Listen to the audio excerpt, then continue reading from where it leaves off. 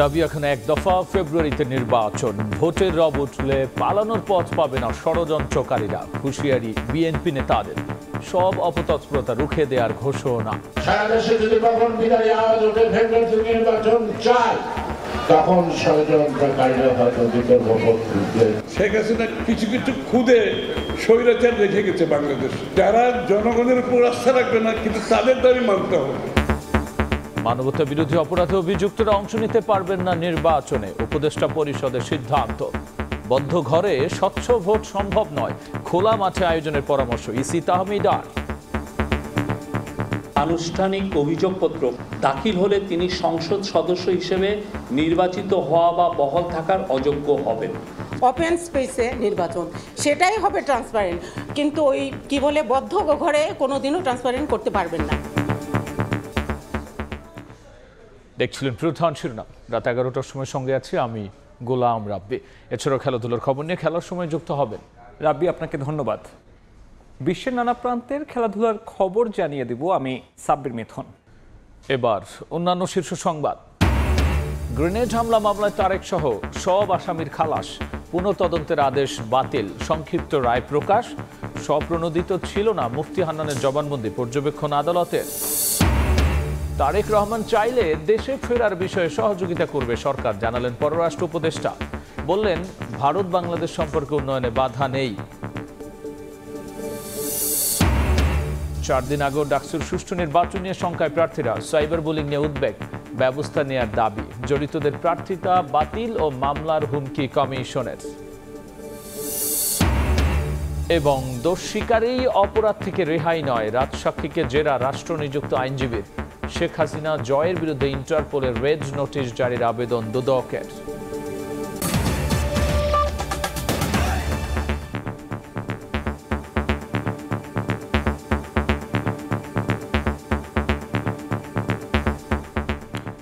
দাবি এখন এক দফা, আগামী ফেব্রুয়ারিতে জাতীয় নির্বাচন। এমন মন্তব্য করে বিএনপি নেতারা বলেছেন, ভোটের রব উঠলে ষড়যন্ত্রকারীরা পালানোর পথ পাবে না। তারেক রহমানের দেশ পরিচালনার দায়িত্ব পাওয়া ঠেকাতে নির্বাচন নিয়ে ষড়যন্ত্র চলছে দাবি করে দলটির নেতারা বলেছেন, কোনো চক্রান্তে ভোট বানচাল করা যাবে না, সব অপতৎপরতা রুখে দেওয়ার হুঁশিয়ারি তাদের। চলমান রাজনৈতিক অস্থিরতা ও আইন শৃঙ্খলা পরিস্থিতি নিয়ে উদ্বিগ্ন বিভিন্ন রাজনৈতিক দল। এই পরিস্থিতি থেকে উত্তরণের একমাত্র পথ হিসেবে দ্রুত নির্বাচনের দাবি জানিয়ে আসছে বিএনপি সহ অন্যান্যরা। বিএনপির ৪৭তম প্রতিষ্ঠাবার্ষিকী উপলক্ষে বিকেলে কেরানীগঞ্জ দক্ষিণ উপজেলার আলোচনায় যোগ দেন দলের স্থায়ী কমিটির সদস্য গয়েশ্বরচন্দ্র রায়। বলেন, পুরো দেশে নির্বাচনের রব উঠলে ষড়যন্ত্রকারীরা পালানোর পথ খুঁজে বেড়াবে। নির্বাচনের স্লোগানের মধ্য দিয়ে জাতিকে ঐক্যবদ্ধ করেন। আজকে যদি নির্বাচনের জোয়ার তুলতে পারেন, তাহলে সেই জোয়ারে সকল ষড়যন্ত্র ভেসে যাবে। তাই এখন তো একটি দাবি, নির্বাচন যথাসময়ে চাই। আমাদের নির্বাচন হবে। এদিকে সকালে প্রেস ক্লাবে নার্সেস অ্যাসোসিয়েশন অব বাংলাদেশের 22তম প্রতিষ্ঠাবার্ষিকী উপলক্ষে আলোচনা সভায় বিএনপির ভাইস চেয়ারম্যান শামসুজ্জামান দুদু বলেন, নির্বাচনে বিএনপিকে বাধা দিতে এবং তারেক রহমান যেন দেশ পরিচালনা করতে না পারেন সেজন্য ষড়যন্ত্র চলছে। কেউ কেউ বিএনপিকে ঠেকানোর জন্য তারেক রহমান সাহেব যেন আগামী দিনের নেতৃত্বে, মানে দেশ পরিচালনার নেতৃত্বে না আসতে পারে, প্রধানমন্ত্রী না হতে পারে, এই বিবেচনায় ইলেকশন বন্ধ করতে চান। এদিন জন অধিকার পার্টির আলোচনা সভায় অংশ নেন বিএনপির স্থায়ী কমিটির সদস্য আমির খসরু মাহমুদ চৌধুরী। বলেন, যারা ভোট বর্জনের কথা বলে তাদের ভিন্ন উদ্দেশ্য রয়েছে। যদি কেউ বলে যে আমাদের এই দাবি না মানলে আমরা নির্বাচন করব না, অথবা আমরা আন্দোলন করব, এটা হচ্ছে অগণতান্ত্রিক, এটা শেখ হাসিনার চিন্তার প্রতিফলন। এটা থেকে বোঝা যায় শেখ হাসিনা কিছু কিছু খুদে স্বৈরাচার রেখে গেছে বাংলাদেশ, যারা জনগণের উপর আস্থা রাখবে না, কিন্তু তাদের দাবি মানতে হবে। এদিন প্রেস ক্লাবের সামনের প্রতিবাদ সভায় বাংলাদেশের বিপ্লবী ওয়ার্কার্স পার্টির সাধারণ সম্পাদক সাইফুল হক বলেন, অভ্যুত্থানের কোনো শক্তি নির্বাচন বানচালের চেষ্টা করছে কিনা তা খতিয়ে দেখা উচিত। মুরসালিন হক জুনায়েদ, সময় সংবাদ, ঢাকা। 21 আগস্ট গ্রেনেড হামলা মামলায় তারেক রহমান, লুৎফুজ্জামান বাবর সহ সব আসামির খালাসের রায় বহাল রেখেছেন আপিল বিভাগ। একই সঙ্গে স্বরাষ্ট্র মন্ত্রণালয়কে পুনঃ তদন্তের নির্দেশ দিয়ে হাইকোর্টের দেয়া আদেশ বাতিল করা হয়েছে। রায়ের পর্যবেক্ষণে বলা হয়, মুফতি হান্নান সহ 12 আসামির স্বীকারোক্তিমূলক জবানবন্দি স্বপ্রণোদিত ছিল না। বিকেলে প্রকাশ করা হয় সংক্ষিপ্ত রায়। ভয়াবহ এই হামলার তদন্তে নামেন বিএনপি জামায়াত জোট সরকার। হরকাতুল জিহাদ নেতা মুফতি হান্নানের স্বীকারোক্তির ভিত্তিতে অভিযুক্ত হন 28 জন। 2009 সালে ক্ষমতায় এসে আওয়ামী লীগ নতুন করে তদন্ত শুরু করে। টানা 410 দিন টিএফআই সেলে নিয়ে পুনরায় স্বীকারোক্তি আদায় করা হয় মুফতি হান্নানের। সম্পূরক চার্জশিটে যুক্ত করা হয় তারেক রহমান, লুৎফুজ্জামান বাবর, আলী আহসান, মোহাম্মদ মুজাহিদ সহ আরও অনেককে। আলোচিত এই মামলায় 2018 সালে বিচারিক আদালত ফাঁসির দণ্ড দেন বাবর সহ 19 জনকে। যাবজ্জীবন হয় তারেক রহমান সহ আরও 19 জনের। কিন্তু 2024 সালের 1 ডিসেম্বর ওই রায় বাতিল করে দেন হাইকোর্ট। বৃহস্পতিবার সর্বোচ্চ আদালতের রায়ে চূড়ান্ত পরিসমাপ্তি হলো। মুক্তি মিলেছে তারেক রহমান, লুৎফুজ্জামান বাবর সহ সবার। জনাব তারেক রহমান সাহেব সহ অন্যান্য যারা আছেন তারা এই মামলা থেকে বেকসুর খালাস এবং এই মামলায় আর কোনো সাজা কারো নাই। জনাব তারেক রহমান সাহেবকে অন্যায়ভাবে এই মামলায় অন্তর্ভুক্ত করেছিলেন। আজকে সর্বোচ্চ আদালতের মাধ্যমে প্রমাণিত হয়েছে জনাব তারেক রহমান সাহেব নির্দোষ এবং তিনি খালাস পেয়েছেন। বাবরের আইনজীবীর দাবি, নির্যাতন করে আদায় করা হয়েছিল মুফতি হান্নানের দ্বিতীয় জবানবন্দি। মুফতি হান্নানের যে কনফেশন রেকর্ড করা হয়েছে, সেকেন্ড কনফেশন, এটা তখন ছিলেন তিনি কন্ডেম সেলে। কন্ডেম সেল থেকে এনে তার কনফেশন রেকর্ড করা হয়েছে। 2 দশক জুড়ে দেশের রাজনৈতিক ইতিহাসে সবচেয়ে আলোচিত এই মামলার বিচারিক যাত্রার অবসান ঘটল। তবে রায়ের ব্যাখ্যা, যুক্তি আর রাজনৈতিক অভিঘাত নিয়ে বিতর্ক চলবে বহুকাল। আফজাল হোসেন, সময় সংবাদ, ঢাকা। মানবতা বিরোধী অপরাধ অভিযুক্ত হলে কেউ সরকারি পদে থাকতে পারবেন না এবং অংশ নিতে পারবেন না নির্বাচনে, এমন সিদ্ধান্ত নিয়েছে উপদেষ্টা পরিষদ।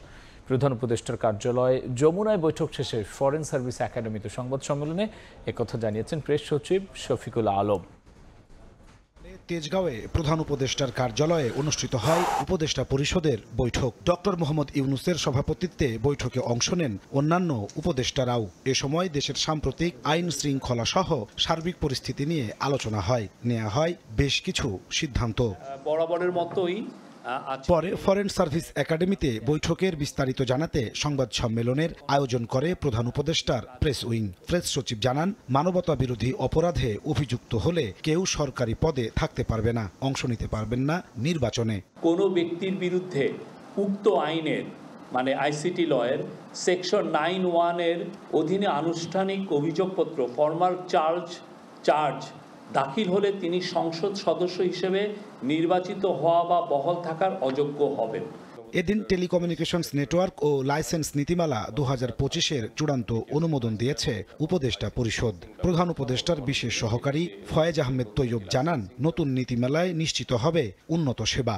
এই আইনের মাধ্যমে বাংলাদেশের টেলিযোগাযোগ খাতে যারা ব্যবসা করেন তাদেরকে সার্ভিস কোয়ালিটি অফ সার্ভিস অর্থাৎ সেবা মানের নিশ্চয়তা এবং সেবার যে কাভারেজ তার নিশ্চয়তার ভিতরে আনা হয়েছে।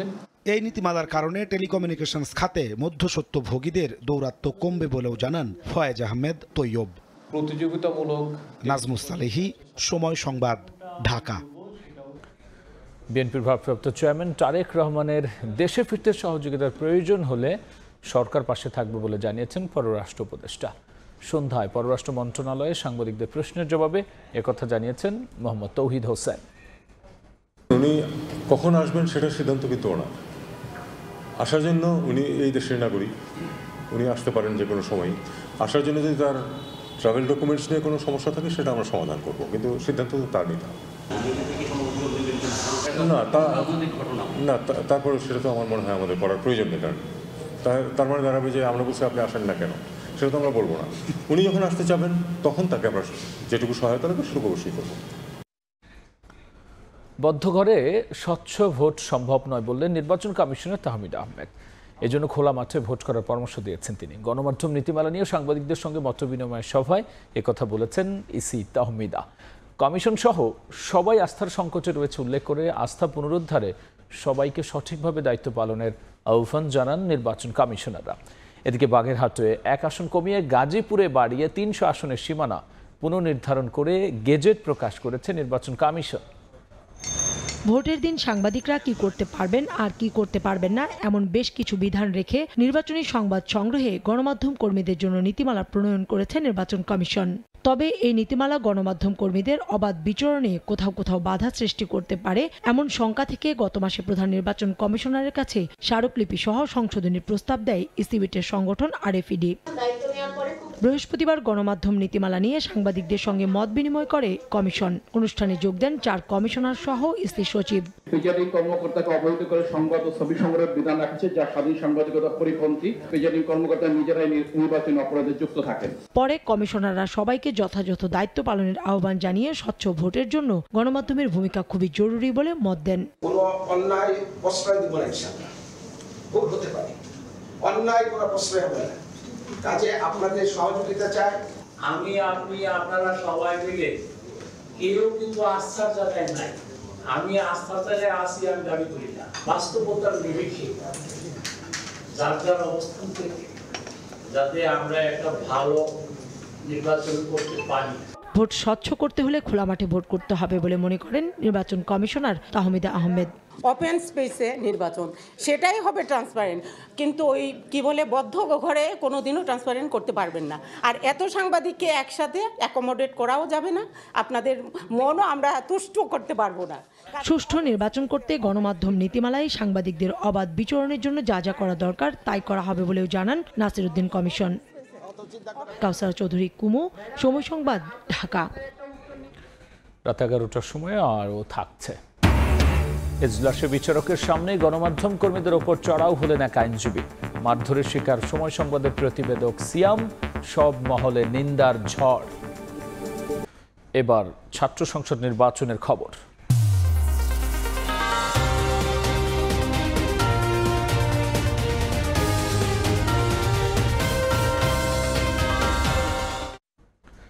চার দিন আগেও ডাকসু নির্বাচন সুষ্ঠু হওয়া নিয়ে শঙ্কায় প্রার্থীরা। একই সঙ্গে সাইবার বুলিং নিয়েও উদ্বিগ্ন তারা। অনলাইনে অপপ্রচারের বিরুদ্ধে ব্যবস্থা না নিলে ভোট বানচালের শঙ্কা তাদের। এদিকে সাইবার বুলিং নিয়ে বিপাকে নির্বাচন কমিশনও। অপপ্রচারে জড়িত শিক্ষার্থী ও প্রার্থীদের বিরুদ্ধে কঠোর ব্যবস্থার হুঁশিয়ারি তাদের। ঢাকা বিশ্ববিদ্যালয় কেন্দ্রীয় ছাত্র সংসদ, ডাকসু ও হল সংসদ নির্বাচনের প্রচারণার আর মাত্র 3 দিন বাকি। আর তাই নানা প্রতিশ্রুতি দিয়ে ভোটারদের দ্বারে দ্বারে প্রার্থীরা। দুপুরে ঢাকা বিশ্ববিদ্যালয়ের মোকাররম ভবনে প্রচারণায় আসেন ছাত্রদল সমর্থিত প্যানেলের ভিপি প্রার্থী আবিদুল ইসলাম খান। মাঠের পরিবেশ ঠিক থাকলেও সাইবার জগতে ভোট বানচালের ষড়যন্ত্র হচ্ছে বলে অভিযোগ করেন তিনি। ভোট ঘিরে মব তৈরিরও শঙ্কা তার। এদিকে একই প্যানেলের জিএস প্রার্থী হুঁশিয়ারি দিয়েছেন নির্বাচন কমিশন নিরপেক্ষ না থাকলে ভবিষ্যতে বিচারের মুখোমুখি দাঁড় করানো হতে পারে। অংশগ্রহণমূলক নির্বাচন হয় এবং একটি মডেল ডাকসু হয়, এই ব্যাপারে আপনাদের কিন্তু দায় এড়ানোর সুযোগ নেই। যদি দায় এড়ানোর চেষ্টা করেন তাহলে কিন্তু বিচারের কাঠগড়ে আপনাদেরকেও দাঁড়াতে হবে। অনলাইন বেশিং, অনলাইন মব এবং সাইবার বুলিং করার জন্য একটা প্রিপারেশন ও বিরোধী শিবির যারা আছেন, যারা আমাদেরকে রাজনৈতিকভাবে মোকাবেলা করতে ব্যর্থ হচ্ছেন, এদের এমন প্রিপারেশন আছে। পরে মোকাররম ভবনে প্রচারণায় আসেন ছাত্র শিবির সমর্থিত ঐক্যবদ্ধ শিক্ষার্থী জোট প্যানেলের ভিপি প্রার্থী সাদিক কায়েম। আবারও তুলে ধরেন নির্বাচনী ইশতেহার। সাইবার জগতে অপপ্রচারের অভিযোগ করেন তিনিও। যার যে যা ইচ্ছে সেটা পড়বে, কিন্তু এখানে কোনো ধরনের হস্তক্ষেপ চলবে না এবং এই সাইবার বুলিং এর সাথে যারা জড়িত আছে আমরা তাদের বিরুদ্ধে দৃষ্টান্তমূলক বিচারের আওতায় নিয়ে আসবো। একই জায়গায় প্রচারণায় আসেন বৈষম্য বিরোধী শিক্ষার্থী সংসদ জিএস প্রার্থী আবু বাকের মজুমদার। অভিযোগ তার প্যানেলের সাথে সাইবার মাধ্যমে বর্ণবাদী আচরণ করা হচ্ছে। তো আব্দুল কাদেরকে নিয়ে কথা বলার সময় অনেক কিছু ভেবেচিন্তে কথা বলার জন্য আহ্বান করছে যারা বর্ণবাদী কথাবার্তা বলছেন। হ্যাঁ, তার যদি ভুল থাকে আপনি তার যৌক্তিক সমালোচনা করেন। এদিন বিকেলে সিনেট ভবনের সংবাদ সম্মেলনে নির্বাচন কমিশন জানিয়েছে সাইবার বুলিং বন্ধে তারাও নিরুপায়। তবে জড়িতদের এবার প্রার্থিতা বাতিল ও মামলার হুমকি কমিশনের। যাদেরকে আমরা আইডেন্টিফাই করতে পারবো এবং যারা আমাদের ছাত্র, তাদের জন্য আমাদের এই ধরনের ব্যবস্থা গ্রহণ করতে হবে। এর বাইরে যারা আছে, যারা হয়তো আমাদের যদি ছাত্র না হয়, সেটা আমরা মামলা করব প্রয়োজনে। এদিকে 1 স্টুডেন্ট 1 বেড 1 টেবিল ভিশনকে সামনে রেখে 14 দফার ইশতেহার ঘোষণা করেছে ছাত্র অধিকার পরিষদ সমর্থিত DUCSU for change panel. On campus part time job ও মাসুদুর রহমান, সময় সংবাদ, ঢাকা। দোষ স্বীকার করলে রাজসাক্ষী সাবেক আইজিপি মামুনকে ক্ষমা করে দেওয়ার সুযোগ নেই বলে মনে করেন রাষ্ট্র নিযুক্ত আইনজীবী। আইনি পথে শেখ হাসিনা ও আসাদুজ্জামান খান কামালকে খালাস করার চেষ্টা করছেন বলেও জানান তিনি। প্রসিকিউশন বলছে মামুন ক্ষমা পাবেন কিনা সিদ্ধান্ত ট্রাইব্যুনালের। এ মাসের শেষে অথবা আগামী মাসের শুরুতে শেষ হবে মামলার সাক্ষ্য গ্রহণ। রাজসাক্ষী হিসেবে জবানবন্দি দেওয়ার পর শেখ হাসিনা ও আসাদুজ্জামান খান কামালের পক্ষে রাষ্ট্রনিযুক্ত আইনজীবীর জেরার মুখে চৌধুরী আব্দুল্লাল মামুন। বৃহস্পতিবার বেলা 11:30টার দিকে জেরা শুরু হয়। এক পর্যায়ে রাষ্ট্রনিযুক্ত আইনজীবী প্রসিকিউশনকে উদ্দেশ্য করে বলেন, দোষ স্বীকার করলেই অপরাধ থেকে রেহাই পাওয়া যায় না। পাল্টা জবাব দেয় প্রসিকিউশন, বলেন মামুন ক্ষমা পাবেন কিনা সেই সিদ্ধান্ত নেবে আদালত। সাবেক প্রধানমন্ত্রী শেখ হাসিনা এবং সাবেক স্বরাষ্ট্রমন্ত্রী আসাদুজ্জামান খান কামাল তারা কোনো অপরাধ করেছে, তারা কোনো হত্যার সঙ্গে জড়িত, এ কথা তো আমি বলি নাই। আমার কথা রইল উনি দোষ স্বীকার করেছেন যে উনি হত্যার সঙ্গে জড়িত, উনি সকল অপরাধের সঙ্গে জড়িত স্বীকার করেছেন। অতএব যেহেতু তিনি স্বীকার করেছেন, অতএব তিনি ওনার স্বীকারোক্তি অবস্থা থেকে উনি নিষ্কৃতি পাইতে পারেন না। কেউ দায় স্বীকার করলেই তাকে শাস্তি দেওয়া যাবে কিনা, সেই ক্ষেত্রে আমাদের বক্তব্য পূর্বেও আপনাদেরকে যেটা বলেছি এখনও বলছি, অ্যাপ্রুভারকে শাস্তি দেবেন বা দেবেন না তার বক্তব্য কতটুকু গ্রহণ করবেন অনারেবল ট্রাইব্যুনাল এটা ঠিক করবেন। প্রসিকিউশন বলছে এ মাসের শেষে অথবা অক্টোবরের শুরুতে শেষ হবে শেখ হাসিনা ও কামালের বিরুদ্ধে জুলাই আগস্ট হত্যাযজ্ঞের মামলার সাক্ষ্য গ্রহণ। হয় এই মাসের শেষ সপ্তাহে অথবা আগামী মাসের প্রথম সপ্তাহে আমাদের প্রসিকিউশনের সাক্ষ্য গ্রহণ শেষ হবে। এই ক্ষেত্রে ডিফেন্সের যেহেতু আসামি পলাতক, কাজে ডিফেন্সের আর সাক্ষ্য দেওয়ার কোনো সুযোগ নাই। এই মামলায় রাষ্ট্রপক্ষের মোট সাক্ষী 81 জন। সাবেক আইজিপি সহ এখন পর্যন্ত 36 জনের সাক্ষ্য গ্রহণ সম্পন্ন হয়েছে। আফজাল হোসেন, সময় সংবাদ, ঢাকা। রাত 11টার সময় আরও থাকছে। মোদির চীন সফরের পর ভারতের উপর আরও শুল্ক আরোপের হুমকি যুক্তরাষ্ট্রের। ব্যক্তিগত স্বার্থে নয়াদিল্লির সঙ্গে সম্পর্ক নষ্ট করছেন ট্রাম্প, অভিযোগ সুলিভানের। শেখ হাসিনা ও তার ছেলে সজীব ওয়াজেদ জয়কে বিচারের মুখোমুখি করতে ইন্টারপোলের দ্বারস্থ হচ্ছে দুদক। ইতিমধ্যে পুলিশ হেডকোয়ার্টারের মাধ্যমে রেড নোটিশের আবেদন করেছে সংস্থাটি। চাঁদাবাজি সহ অবৈধ সম্পদ অর্জনের অভিযোগে জিএম কাদের ও তার স্ত্রীর দেশত্যাগে নিষেধাজ্ঞা দিয়েছেন আদালত।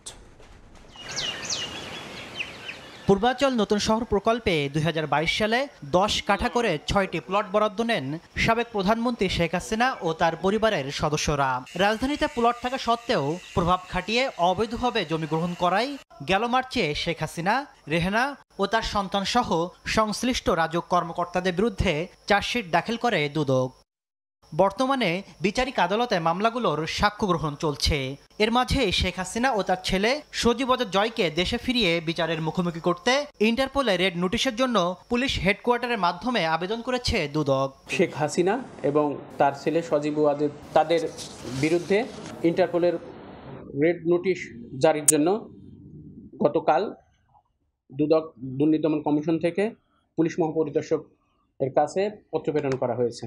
এদিকে চাঁদাবাজি, মনোনয়ন বাণিজ্য ও দলীয় ফান্ডের টাকা আত্মসাৎ সহ অবৈধ সম্পদ অর্জনের অভিযোগে জাতীয় পার্টির চেয়ারম্যান জিএম কাদের ও তার স্ত্রী শেরিফা কাদেরের দেশত্যাগে নিষেধাজ্ঞা দিয়েছেন বিচারিক আদালত। জাতীয় পার্টির চেয়ারম্যান জিএম কাদের এবং তার স্ত্রী শেরিফা কাদেরের বিদেশ যাত্রায় দুদকের আবেদনের প্রেক্ষিতে বিজ্ঞ আদালত তাদের বিদেশ যাত্রায় নিষেধাজ্ঞা দিয়েছেন।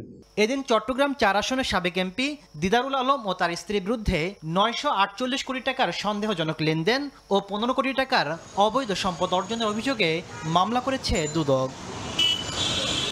তাসলিম তৌহিদ, সময় সংবাদ, ঢাকা। বাণিজ্যকে কেন্দ্র করে দিন দিন জটিল হচ্ছে যুক্তরাষ্ট্র ভারত সম্পর্ক।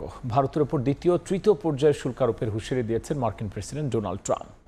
অন্যদিকে শুল্ক কাটছাঁট ও বিকল্প বাজার খুঁজে বের করার চেষ্টা করছে মোদী সরকার।